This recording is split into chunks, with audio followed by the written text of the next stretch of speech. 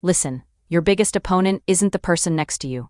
It's the voice in your head that keeps score, keeps you small, and calls it being realistic. You want to be a champion? Then stop trying to win against everyone else while you're losing to your own inner commentary. Because here's what most people never realize. The most relentless competition you'll ever face isn't on the field, in the office, or on social media. It's in the private arena between your ears, where your ego runs a constant highlight reel of what you're missing, who's ahead, and why you're not enough. And it's sneaky. It doesn't always sound like hate. Sometimes it sounds like, I'm just being honest. I always mess this up. They're naturally better.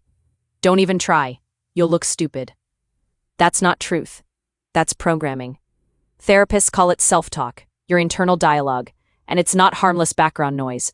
It shapes how you see yourself, how you feel, and what you do next. Positive self-talk can fuel confidence and follow-through, while negative self-talk can feed anxiety, depression, and self-sabotage. Not because you're weak, because your brain listens to the voice you repeat the most. So if your inner voice keeps telling you you're behind, your body responds like you're in danger. Your energy drops. You hesitate. You procrastinate. You play it safe. Then your ego jumps in with the final insult. See? I told you. That cycle has ended more dreams than failure ever could. Now let's talk about ego, because most people misunderstand it. Ego isn't just arrogance. Ego is the fragile part of you that needs to prove something. It needs to be right. It needs to be seen. It needs to be superior, or at least not inferior. Ego loves comparison because comparison gives it a scoreboard. And when you live by that scoreboard, you'll never be free, because there will always be someone faster, richer, smarter, more connected, more liked, more together. So what do champions do differently?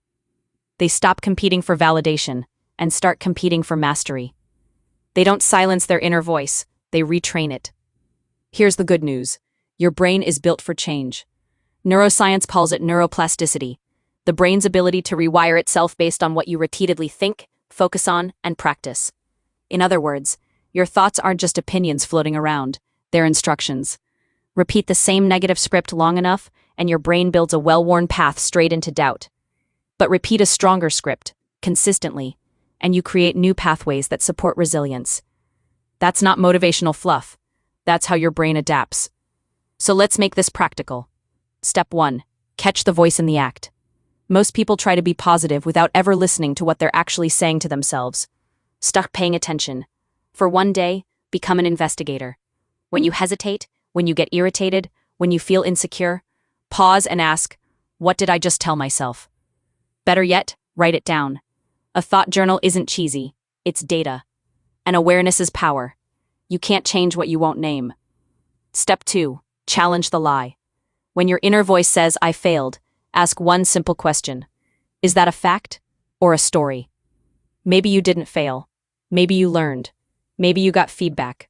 Maybe you discovered what doesn't work. That's not failure. That's reps. Experts recommend reframing negative thoughts into something accurate and constructive. Not delusion, not pretending everything is perfect, just a stronger, cleaner interpretation. This is hard becomes, this is training. I'm not good at this becomes, I'm not good at this yet. They're ahead becomes, good, proof it's possible. Step 3. Use best friend language. Psychology-based tools suggest something simple and brutally effective. Talk to yourself the way you'd talk to someone you love.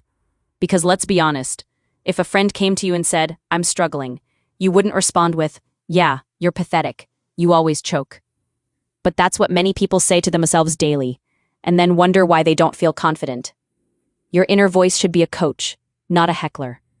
And finally, step 4, decide what you're competing against.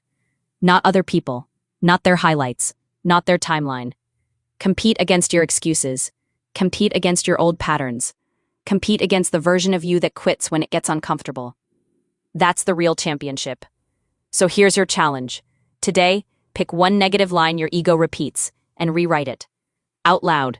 Say it like you mean it. Put it on your mirror. Put it in your notes. Put it in your body through repetition until it starts to feel like yours. Because you don't become a champion by crushing everyone else. You become a champion by defeating the voice that tries to crush you. Now, what's the sentence you've been telling yourself that's keeping you stuck? Rewrite it. Replace it. repeat it, and step into the arena like the person you were always meant to be.